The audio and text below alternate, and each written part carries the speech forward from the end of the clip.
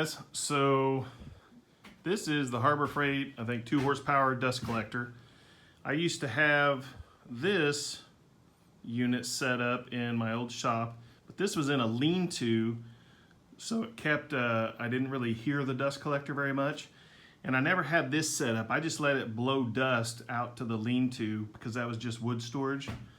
But now that I actually have a big enough shop, today I set up this, I put together the dust collector base, bolted everything down.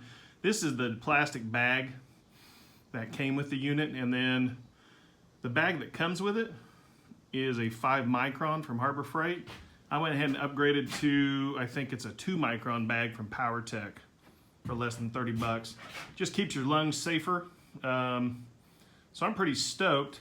Another thing I do, I don't know if you guys ever do this, I found these, there's the brand name, Ankuo or Ankuu, I don't know. I found that on Amazon, and basically you get a remote. I think I have 3 or 4 of these plug-ins, and it has instructions to set them up. So I've got the dust collector hooked up to that. I just hit number 1.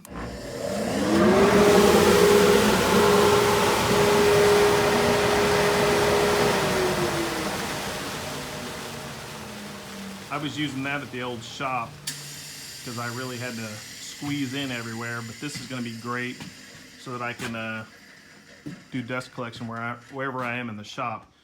I also have a boom. I don't know if I've shown you that before. It's kind of an arm. I'm going to have to build some supports for the ceiling. So basically it's going to go over the ceiling and kind of hang down. I want it to hang down so that I can get dust collection over the table saw. And also I'm either going to drag a hose from the dust collector to like my sanders and bandsaw.